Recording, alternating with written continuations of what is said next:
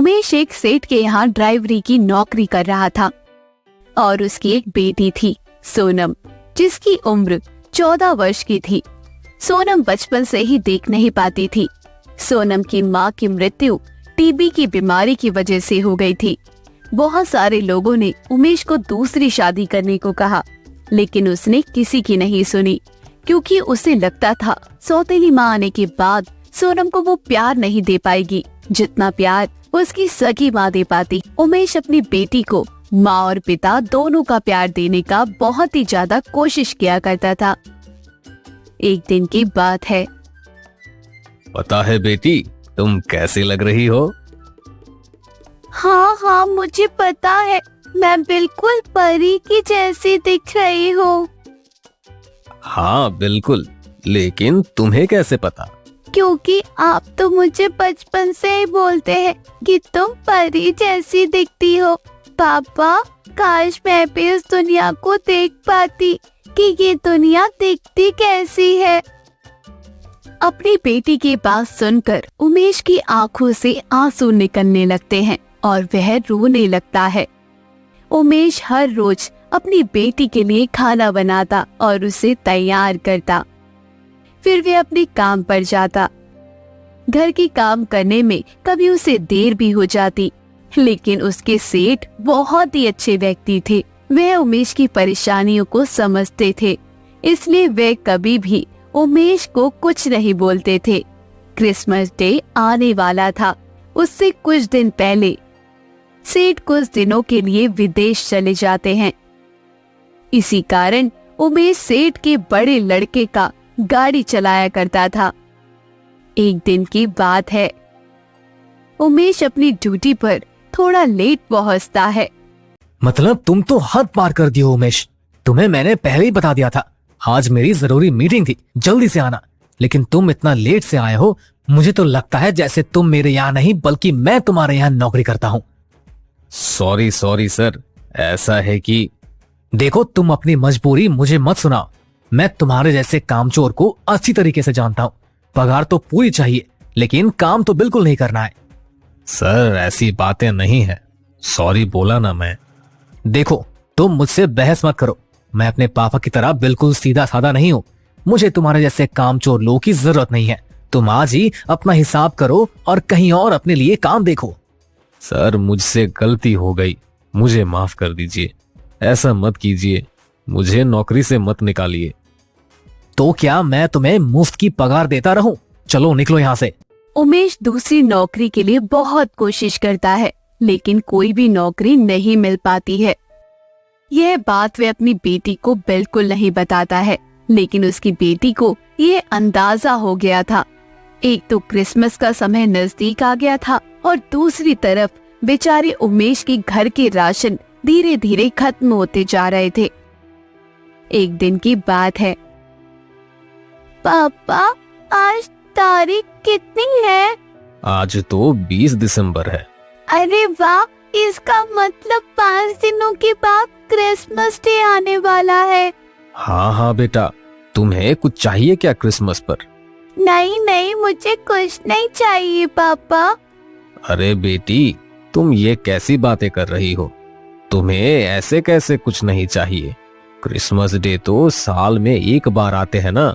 देखो, मैं तुम्हारे लिए एक नई ड्रेस लेते आऊंगा। क्रिसमस के दिन नए कपड़े पहनना। अपनी बेटी को पुराने कपड़े में देखकर बेचारा उमेश नए कपड़े लेने का तो वादा करता है।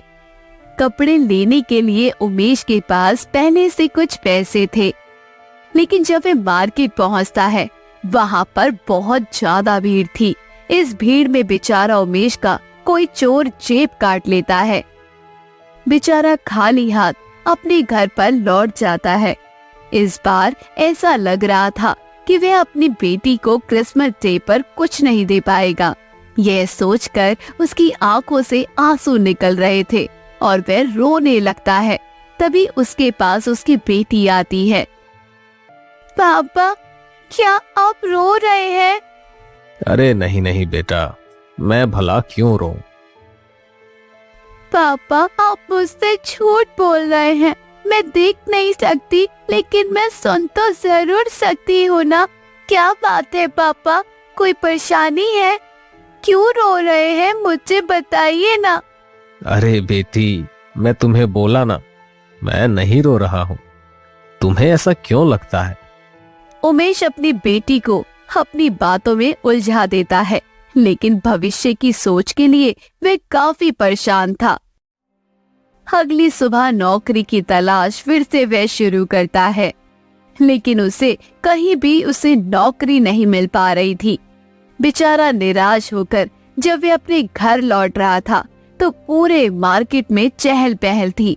यह देखकर वह अपने मन में सोचता है, क्या किस्मत है मेरी, मुझे तो कुछ समझ नहीं आ रहा।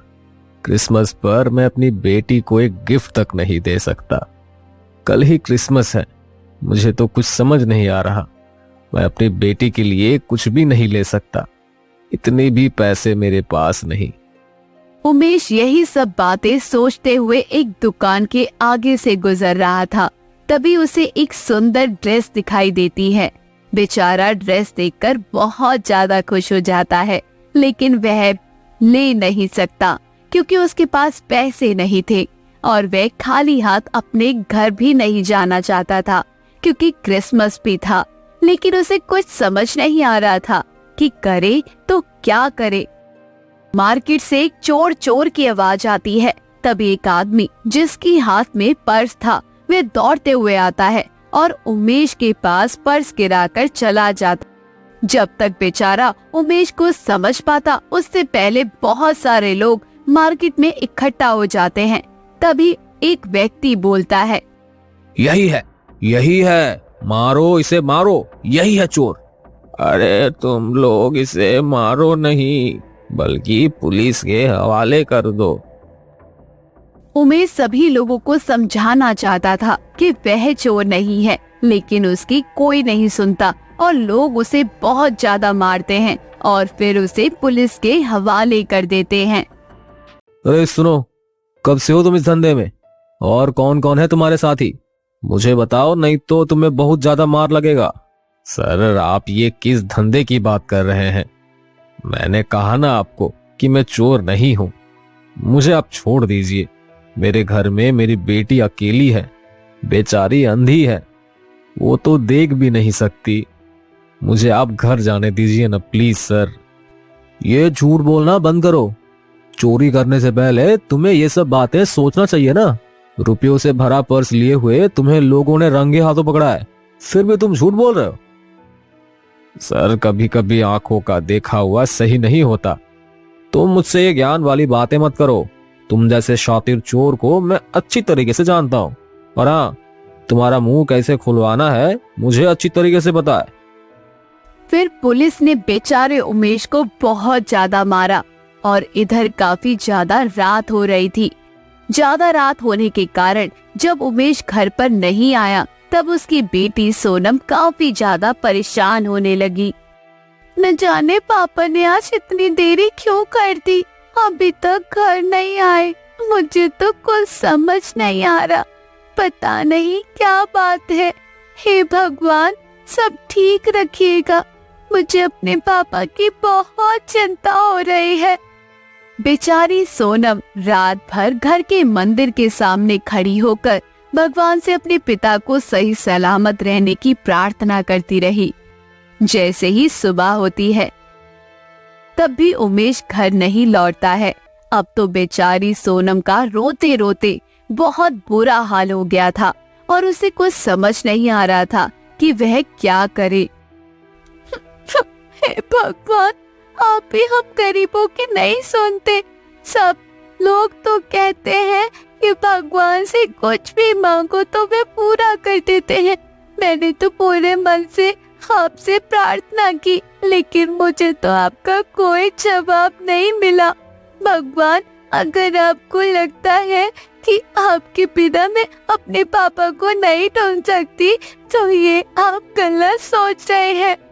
फिर बेचारी सोनम अपने पिता को ढूंढने का फैसला करती है और अपने घर से निकल जाती है। बेचारी सोनम अपने पापा के बिना कभी भी घर से बाहर अकेली नहीं निकली थी। उसे तो सड़क की भीड़ भाड़ का थोड़ा भी अंदाजा नहीं था। वह किसी तरह गिरते संभलते अपने पापा का नाम लेते हुए आगे की ओर बढ़ रही थी। दूसरी ओर बेचारा उमेश मार खाते खाते बेहोश पड़ा था। मुझे लगता है ये कुछ ज्यादा ही शातिर चोर है। ये तो थोड़ा भी नहीं मुंह खोल रहा है। इससे तो मैं बाद में निपटूंगा। अभी मैं घर से आता हूँ। पुलिस अपने घर के लिए निकल जाता है। कुछ दूर जाने के बाद उसे सड़क पर बेचारी सोनम रोते हुए दिखाई देती है। पुलिस की बेटी भी सोनम की उम्र की ही थी, इसलिए सोनम को देखकर पुलिस को ज्यादा माया आ जाती है। तभी वे वहाँ रुक जाता है। अरे बेटी, तुम कौन हो और यहाँ पर क्यों रो रही हो? तुम मुझे बताओ, मैं तुम्हारी पूरी मदद करूंगा। आपको भगवान ने भेजा है क्या मेरे पास? हाँ हाँ, तुम ऐसा ही मानो बेटी। तुम अपनी समस्या मुझे बताओ। मेरा नाम सोनम है। मैं अपने पापा को ढूंढ रही हूँ। पता नहीं वे कल रात से घर नहीं आए हैं। बेटी, तुम्हारे पापा का क्या नाम है? क्या तुम बता सकती हो? अंकल, मेरे पापा का नाम उमेश है। और हाँ, वे कैसे दिखते हैं मुझे ये बात तो नहीं पता, क्योंकि मैं बचपन से ही अंधी हूँ। अरे अरे, ऐसा कैसे हो सकता है बेटी? तुम तो अच्छी भली दिख रही हो और तुम कहती हो कि तुम अपने पापा को ही नहीं देखी आज तक। अंकल, कभी कभी आँख का देखा हुआ भी सच नहीं होता। मैं सच में बोल रही हूँ, मैं जन्म से अंधी हूँ। पुलिस ने जैसे ही सोनम की बात सुनी कि कभी कभी आँख का देखा हुआ भी सच नहीं होता, तभी उसे थाने में बंद चोर की याद आ जाती है। चोर ने भी बिल्कुल यही बात कही थी। उसे ये भी बात याद आती है कि चोर ने उसे कहा था उसके घर में एक बेटी है जो कि अंधी है। ये सब बात सोचकर पुलिस को बहुत ज्यादा अफसोस होने लगता है। तभी वह अपने साथ सोनम को थाने ले आता है। तभी पुलिस उमेश को बाहर ले आती है। सर, मुझे माफ कर दीजिए। आप फिर से मुझे मारेंगे, मुझे पता है।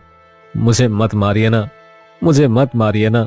मैं सच बोल रहा हूँ, मैं सच में चोरी नहीं की है। प्लीज सर, मुझे घर जाने दीजिए।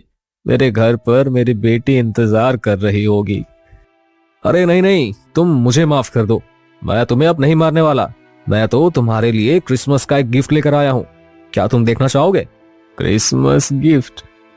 तभी पुलिस सोनम को आवाज लगाते हैं। थाने में सोनम को देखकर उमेश को भरोसा नहीं हो रहा था अपनी आंखों पर। तभी उसने अपनी बेटी को गले लगा लिया। अरे ये मेरी प्यारी परी यहाँ पर कैसे आई?